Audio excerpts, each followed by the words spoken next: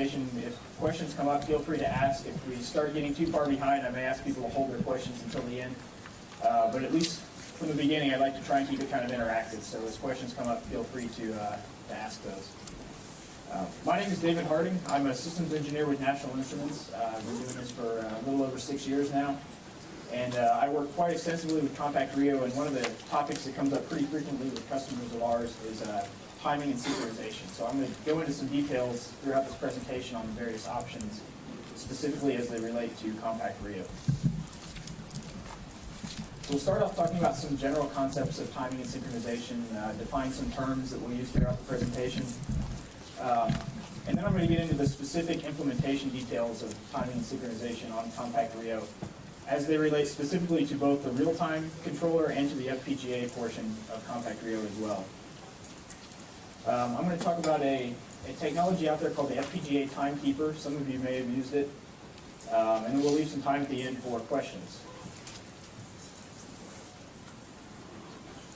So first off, when we talk about synchronization, it's a very broad term that can mean a lot of different things. So in the most general sense of the word, synchronization just means multiple things happening at the same time.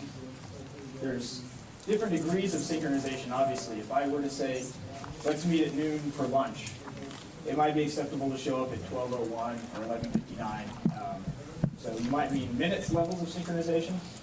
In the NI world, sometimes we're talking about something more specific than that, down to the second level, sub-second, millisecond, microsecond levels of synchronization. But it's important to keep in mind that it always involves a degree of synchronization. No two things can ever happen at a truly precise instant in time. So how does synchronization come into play in the physical world? Here's one quick example. Notice this airplane has a pair of machine guns here. And if you look carefully, you can notice where those machine guns are pointed. So this is a person, the pilot of this airplane is going to care about synchronization. Probably not at the microsecond level, but if you're off by a few tens of milliseconds, this guy's going to have some problems. In the NI world, a more practical, relevant example of that is with an analog to digital converter. So you're performing some kind of data acquisition operation, and it's important that your data is synchronized. Just a quick note on the fundamentals of an analog to digital converter. Sorry, are y'all hearing a little bit of feedback? I'm going to try and turn this down just a little. Can everybody in the back still hear me? Okay. So with an analog to digital converter, the conversion from analog to digital is controlled by a clock. And the clock is not perfect. Clocks have a certain limitation to their accuracy. It's usually spec'd in parts per million or parts per billion. So that defines kind of the percentage of their accuracy.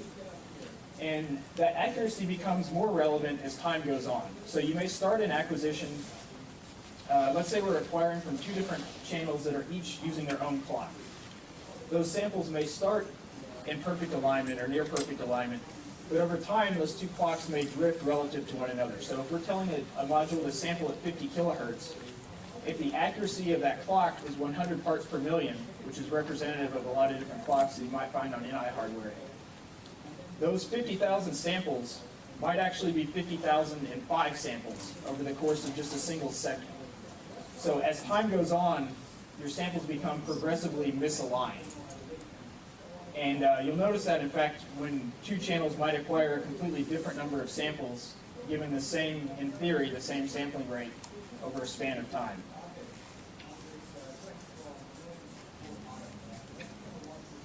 So now that we've put clock drift into a little bit of context, I want to talk about the different levels of synchronization. So as they relate to CompactRio, at the simplest level, we've got inter-channel synchronization. And for those of you, just a quick show of hands, how many people have worked with CompactRio systems before? All right, that's a good number. So I'll go a little bit quicker than maybe through some of these basics, but as you probably know, to synchronize multiple channels of the same module in CompactRio, it's as simple as dragging down your FPGA I/O node to resize it and show a second channel. For inter-module synchronization, it can be that simple. If you're working with a SAR module, you just need to add the same channel, or a second channel to the same I/O node. If you're working with a Delta Sigma module, Those modules have their own onboard clock reference, so it's necessary to export a given module's clock to any other Delta Sigma modules in the chassis. And that's done through the project. You have the option of exporting the clock and then re-importing it to another module.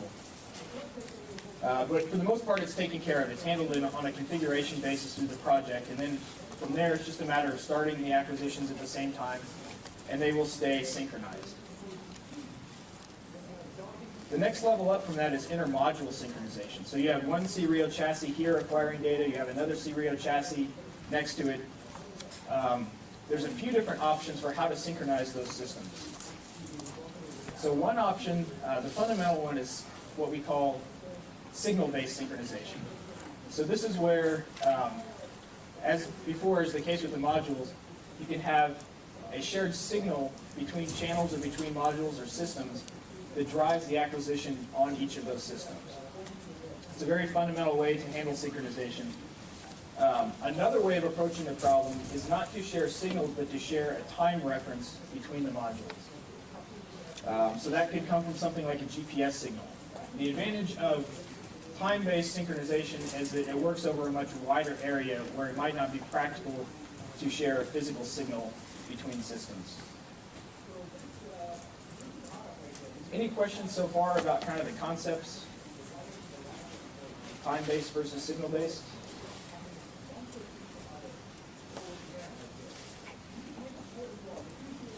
Okay. So let's back up even kind of maybe to a higher level and just give a quick question. What is time? So time means different things depending on the context, and we have different ways of defining time. So some ways that we define time are UTC, that's probably the one most people are familiar with. Time zones also come into play. So time to somebody in Texas doesn't mean the same thing to somebody in California. If anybody flew in for this, you may feel the effects of that through jet lag. Time means different things depending on where you are on the Earth. Daylight savings time is also a factor. How many people realize that the VxWorks operating system, which is behind the majority of CompactRios, how many people did not realize VxWorks will not handle daylight savings? It's something in the operating system that's inherently not there. So it's something that needs to be accounted for at the user level. But the point is, there are different time references that you need to be aware of. There's also a TAI time reference, which is a definition of time at the atomic level. So the biggest difference between UTC and TAI is the time reference. UTC is defined in terms of the Earth's rotation. How many people can tell me if the Earth rotates constantly or if it's changing? How many people, just quick show of hands, how many people think that's completely steady state, never changes over time? So in terms of our perception, it's not that easy to notice, but it is changing. In fact, it's gradually slowing down. And so we wind up with what we call leap seconds. So that is to maintain an offset between UTC, which is time as the Earth rotates, and TAI, which is defined in terms of atomic vibrations. So there's an offset between those two, and that offset is not fixed. As time goes on, the Earth starts spinning a little bit slower, and we have to add those leap seconds. We actually just added one at the end of June this year. It happens roughly maybe every 18 months. A leap second will be added. GPS is another time reference. So GPS is atomic-based time, but it is not the same as TAI. There is a fixed offset between GPS and TAI. So all of these things are things to keep in mind when you're talking about time references.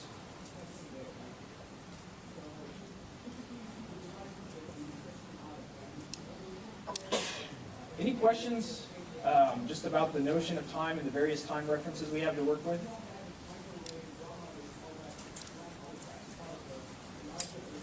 Okay, so changing gears now slightly, I'm going to talk about just time as it applies to various operating systems. So as a rough order of magnitude, on a Windows system, you get timing accuracy to roughly 1 second. So they synchronize typically through NTP or SMTP. The operating system manages that time by going out to a time server on the internet, obtaining a time, and keeping the operating system's clock synchronized. And it does that to a rough 1 second of accuracy. So these are rough numbers, give or take a little bit, kind of order of magnitude. If we're to move into a LabVIEW real-time system, the timing accuracy in LabVIEW RT is capable of being maintained to about a millisecond. Can be a little bit better than that, but as a rough order of magnitude, a millisecond is kind of a good benchmark. When we get into the FPGA, we have a much finer degree of control over the timing. So on LabVIEW FPGA, we've got timing down to the microsecond, or in many cases even better. So the FPGA base clock is 40 megahertz, which is a 25 nanosecond time step. But in most cases, as we'll get into a little bit later, you're limited by the accuracy of your timing source. And so the time sources that we're going to talk about are limited to on the order of a microsecond. Some are better, but it's kind of a rough ballpark. These are the numbers that we're looking at across the various operating systems.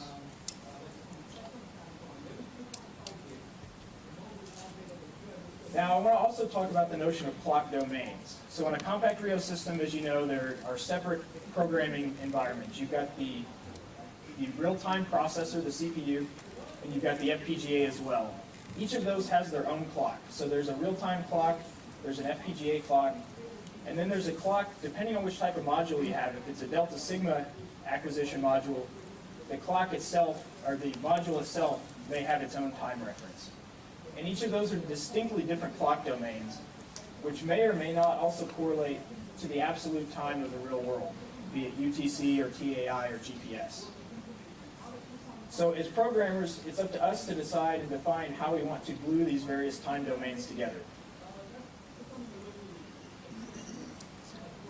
For the most part, what we're talking about is at the FPGA level, we've got hardware line for synchronization, and then on the real-time side and the global time side, we've got software to synchronize between the systems. So the real-time clock on a LabVIEW RT C-RIO system has an accuracy of 200 parts per million. That's kind of a worst-case spec. It's generally better than that. It's very temperature-dependent. So if you're near room temp, the spec is about 35 parts per million. In my practical observations, it's even quite a bit better than that, but at least it's something to keep in mind as a worst case. You may have up to 200 parts per million clock error. The operating system itself gets its time from what we call the nanosecond engine. This is a component within LabVIEW that keeps track of updating the operating system's clock from a various outside source. That could be the real-time clock on board the C-RIO. It could be a signal that you supply. But the nanosecond engine is what manages updating the real-time operating system's clock.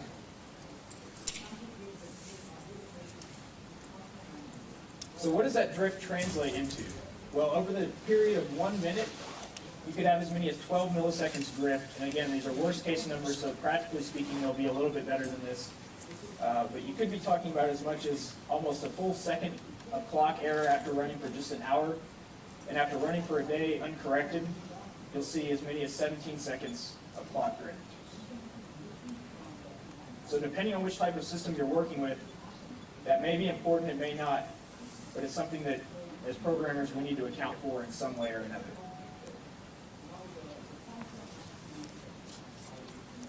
So talking specifically about some of these techniques that we have available on the real-time side for preventing that drift and keeping the clock synchronized, one of the simpler ones is SMTP, Simple Network Time Protocol.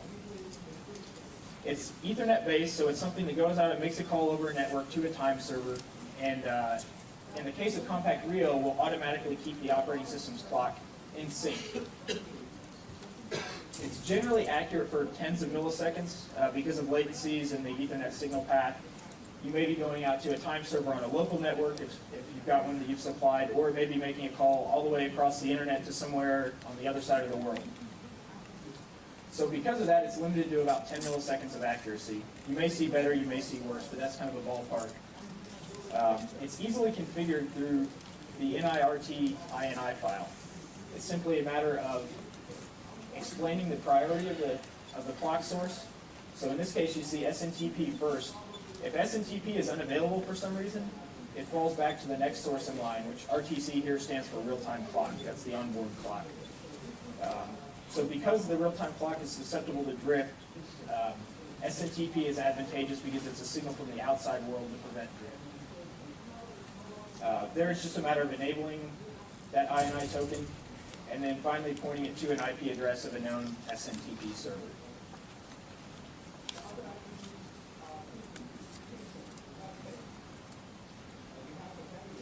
A more precise option for synchronization is IEEE 1588. How many people here have worked with 1588? Just a quick show of hands. Okay. Maybe 10 people, a dozen people.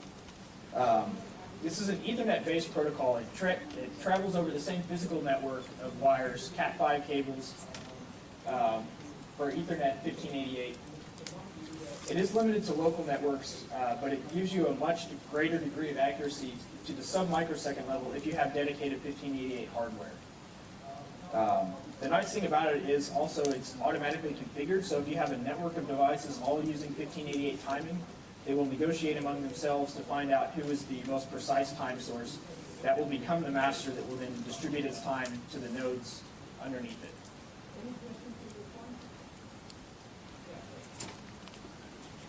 Okay, NI TimeSync is yet another option, which is our driver of a software-based implementation of 1588. So this is different from hardware 1588. The nice thing about it is that it doesn't require any dedicated separate hardware. The accuracy isn't quite as good as hardware 1588, but you can still get down to the sub-millisecond level using just software.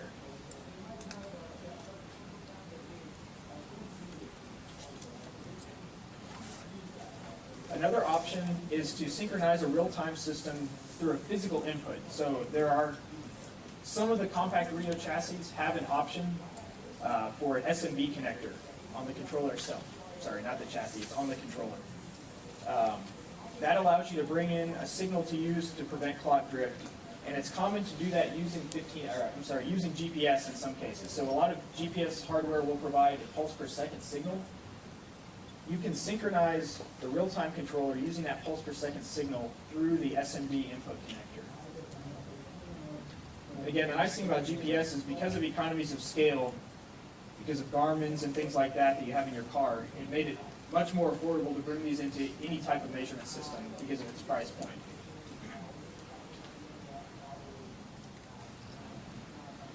Any questions so far? So we talked about SMTP, 1588, now GPS. There are multiple types of GPS. Question? Do you have 1588 running over wireless? That's a good, so the question was, does 1588 run over wireless? The answer is, in the hardware case, no. So with hardware 1588, it's dedicated Ethernet cable hardware. With software 1588 using NI TimeSync, the answer is yes and no. So yes, you can do it. No, it's probably not a good idea, depending on your level of synchronization required. So the latencies and inconsistencies of wireless Ethernet will limit you to something in all likelihood that's worse than 1 millisecond, but it is technically possible. Yeah, so the good thing about 1588 is it's an industry standard. So there are some vendors out there that make hardware 1588 routers and devices. Yeah. And so all of our equipment will work with that. So if you can find a wireless access point out there that supports 1588, it's just a matter. This accuracy spec is, it's how often does it adjust the clock, right? So it may drift for a second or two while it's waiting on packets, but it's going to keep it pretty accurate. So it can be done in a pinch, but I wouldn't rely on it for highly accurate timing. Yeah, any other questions right now? Okay, so back to GPS. There are a couple different types of GPS outputs. The earliest or the simplest form of GPS output is a serial string that's standardized according to NMEA. If you've ever seen a command that starts with a $sign and then GP followed by 3 letters, that's a standardized NMEA serial output string from the GPS. That's generally accurate to about 1 second, so there will be the time encoded, usually in an ASCII string, down to the second. And it's typically not accurate too much beyond that. But it may also be coupled with a highly accurate pulse per second signal. And so that is, as its name implies, a hardware pulse that happens once per second on a very precise time boundary. The accuracy that you'll see on a PPS signal varies by GPS device, but generally speaking, it's on the order of about 1 microsecond. So you can combine the two of those. PPS is just a pulse, so it has no notion of absolute time. It's very precise, but it has no knowledge of where it is in terms of the grand scope of time since the beginning of history. Combine that with the serial output, which does give you the absolute time, and you can have a very precise timing source with the relevance of absolute time. Another option is some devices will have an iRig-B output.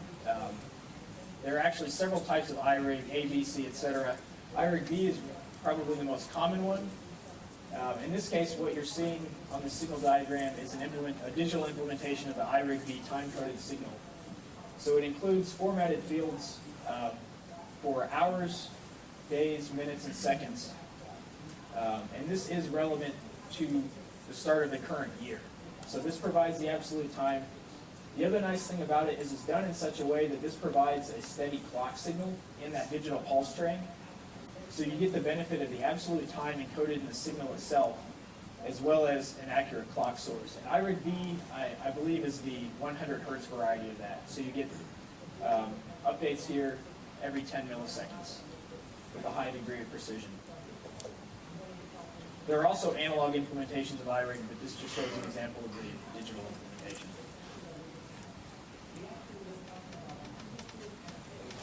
Okay, so as I mentioned, some of the CompactRio controllers have this SMB connector. I don't know if those of you in the back that's big enough to see. This gold connector right there is an SMB input that can be used to bring in a pulse per second signal from the outside world to prevent clock drift.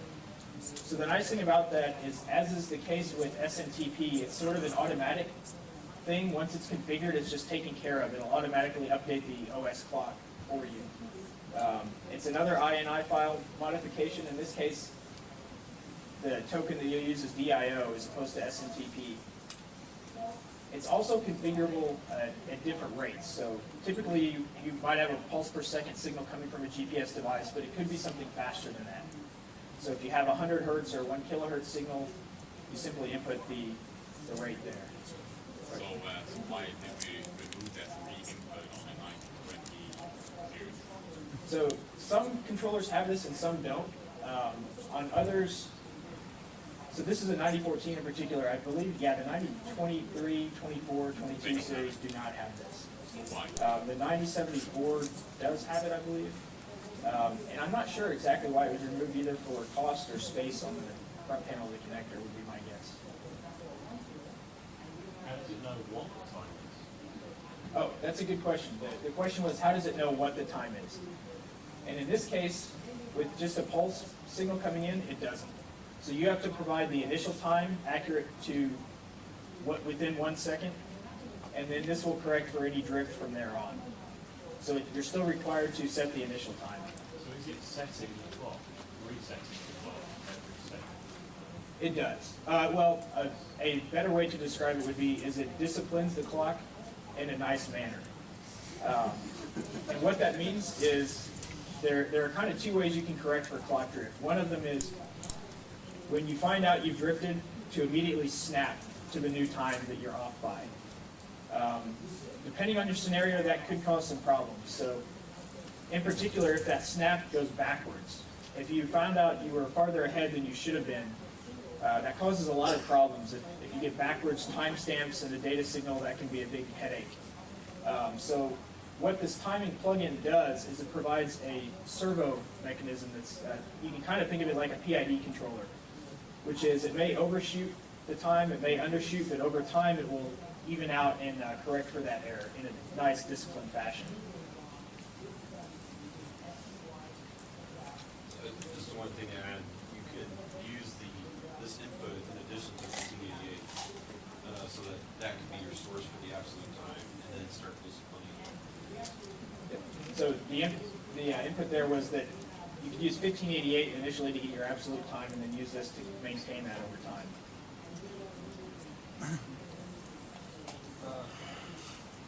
How do you do that actually? Because you can't have then you should shift your priority or what? Your time sync priority. Did you start by 1588 and then it should shift to DIO, or how should that work? Right, so the order of priorities here, whichever one has a problem and fails, it'll fall back to the next source. So you would want to start it with some kind of absolute time reference and then use the DIO from there. If that signal ever did disappear for one reason or another, then it would fall back to the real-time clock.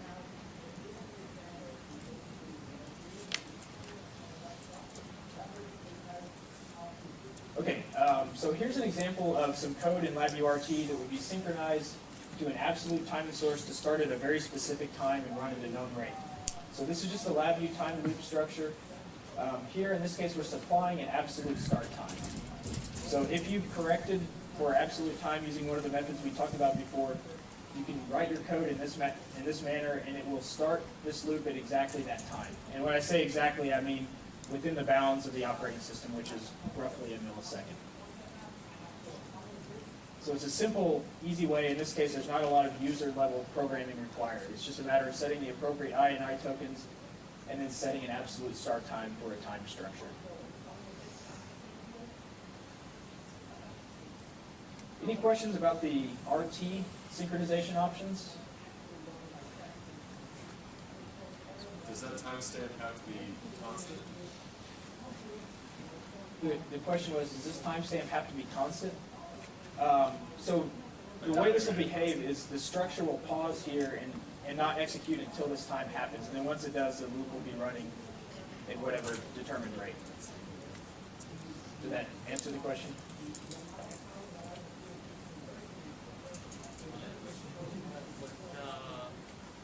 The single board wheel has got timing. That's a good question. So the single board Rio has the same timing options in terms of being able to configure SMTP, for example, through your INI file. One of the big differences is the single board Rios, for the most part, will not have a battery backup for their real-time clock. So the timing will be lost every time you boot on some of the single board Rios. So that's where you would want to use some timing source from the outside world, like SMTP or software 1588.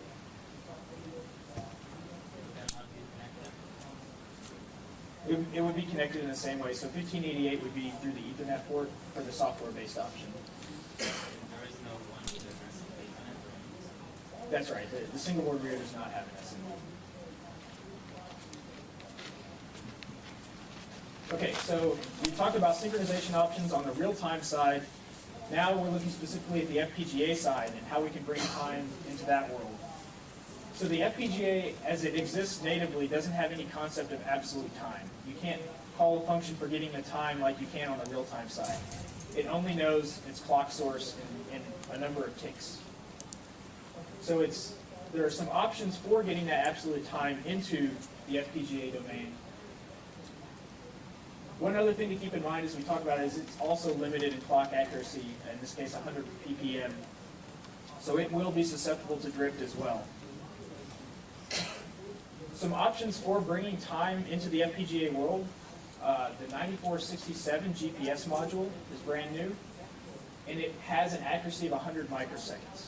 So you simply connect this in your C-Rio chassis, and you've got an API for getting the absolute time, as well as a pulse per second and a number of other features with that GPS module. Another option for synchronizing Delta signal modules specifically is the 9469. So this gives you the ability to export the sample clock of a Delta signal module between multiple chassis. So if you're working with 9225s, 27s, etc., that clock can be synchronized across multiple chassis using the 9469 to export and import that clock. So what the others, the 92, 33, and 37, which are 51.2 as opposed to 50K? So the question was about the other modules. We have Delta signal modules whose base clocks are 50 kilohertz, and those are 51.2 kilohertz. I believe the 9469 has oscillators for both. but I can't say that for a fact. Is there anybody in here that can confirm or deny that? Okay. So if it's critical and you really need to know the answer to that, come by afterwards and get my business card and I would find out for sure. Another tool that we have on the FPGA side is what we call the FPGA Timekeeper. So this is an API that provides a notion of absolute time to the FPGA application. Generally speaking, you'll need to drop the top-level timekeeper into your application. From there, it's just a matter of supplying it with a source time. So this is a very basic example of running a drift-free acquisition that's synchronized to an external timing source using the FPGA Timekeeper. So here we have the timekeeper using, it's hard to see that icon probably in the back, but it's made to look like a metronome, made to look like the wait until multiple function in LabVIEW RT or Windows. And you supply a start time and a loop period, and as long as you're updating this timekeeper with a precise external source, this acquisition will run drift-free indefinitely. So the timekeeper API itself really contains two core functions, which are set time and get time. And the set time function can come from any arbitrary outside timing source. It's a very common use case to use that in conjunction with the GPS module. And what this will give you is the GPS module itself provides a very precise absolute time. The GPS does require a clear view of the sky, and sometimes that gets obstructed. So if your GPS signal disappears, the timekeeper provides holdover functionality to maintain that time running at the last known rate. So the FPGA Timekeeper, that one works fine then with like non-DSA modules if you have multi-shaft synchronization and you cannot have any wires. But what if you have DSA modules and you like to do multi-shaft synchronization and you can't have wires, so you cannot use the 9269. So should you do that? Right, so the question was about multi-chassis synchronization where wires are not an option, so over a long distance, and also using delta sigma modules. So that is a scenario that currently can't be done because the delta sigma modules will drift over time, and the only thing you can do is synchronize those clocks with hardware using something like the 9469. It can be done in PXI. Yes, it can be done in PXI, yes. I mean, I should have we have a reference architecture online that actually do that, where we're using a resampling algorithm. That was something that we put up like 2 years ago, 3 years ago. But Yes. that one never really kick in. So the comment was about resampling. So when I said it can't be done, I was talking about at the hardware level. Yes, you can definitely resample that in software, either on the FPGA or on the real-time side, using resampling techniques relative to an outside signal source. Is there another hand in the back somewhere? Okay. So again, the FPGA Timekeeper is a separate technology. It's time source agnostic. It's not tied to 1588 or SMTP or GPS or any specific technology. So it's up to the user to provide a precise time reference, and then it maintains in a similar fashion to the RT nanosecond engine that I described earlier. It maintains that time in a disciplined way so that it doesn't snap forward or backwards within small amounts. Obviously, when you start up your system, if you find out you're off by 3 days, it will snap to the newest, to the proper time. But as that clock source drifts a little bit over time, it'll discipline that clock to give a nice steady time.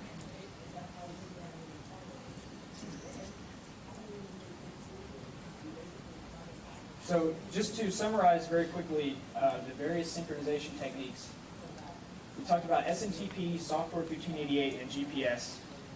These are the clock sources that you could use to drive these. The timekeeper is sort of a separate category again. But you can see SMTP and software-based 1588 are essentially free because they run over standard Ethernet cabling. So as long as you have that signal to the outside world, it's a very easy, cheap way to get synchronized systems. The limitations to those are software 1588, you are effectively limited to a local LAN to get that 1 millisecond accuracy. And it does work on the real-time system, but not on the FPGA. So the FPGA, your only option for bringing a signal in from the outside world is essentially a custom pulse train or a GPS signal. The GPS, again, really does give you the best of all worlds because it's not limited by any kind of distance. It's relatively low cost because of the economies of scale, and it is also the most accurate of our timing source options. 1 microsecond, again, is kind of the ballpark. The NI module actually does 100 nanosecond accuracy.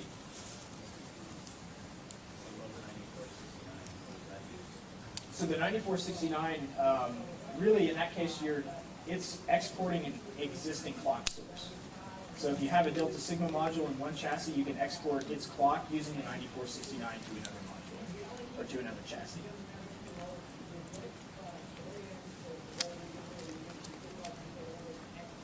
Yes? Using a GPS module, can you use that for real-time timing as well, or is it purely for the FPGA timing? So the question was about using the GPS module for the real-time timing. And I'm glad you brought that up because I wanted to talk about it and I don't have a devoted slide to it. But you can use the GPS module to bring the time into the FPGA. You can use that in conjunction with the FPGA Timekeeper. So piece number 1, GPS. Piece number 2, FPGA Timekeeper. The third piece is the NI TimeSync custom plugin, which you can download from the website. That provides the ability to synchronize the RT OS clock from any arbitrary source.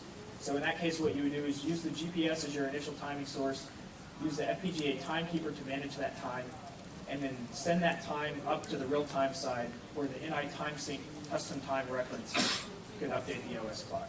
Great question. The actual hooks to control the timing of the CMU modules is only available in FPGA chassis. Is that correct? So the hooks to control the timing of the module, Yeah. are you referring to? Yeah, if you just have a module in the carrier, for example, then you can't control it. To a certain extent, that's true. So the question was about using the modules not through LabVIEW FPGA. And there is a compact DAC supported option for the 9469.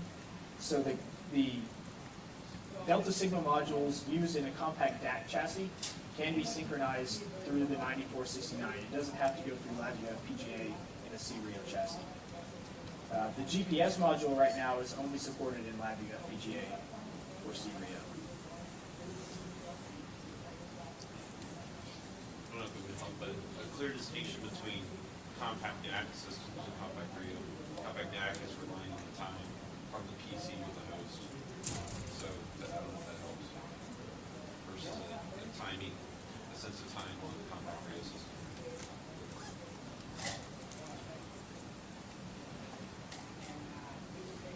Well, this is all I have. I'll leave this slide up here as a summary, but feel free if there are any other questions. Yes. The Timekeeper API, is that something that you download that downloads, or will they follow something else? So the question was where to find the Timekeeper, the FPGA Timekeeper. That's a download from NI Labs, as well as the NI TimeSync custom time reference. That can also be found as well in NI Labs. It actually is NI TimeSync. It's a beta release of NI TimeSync that has that custom time reference.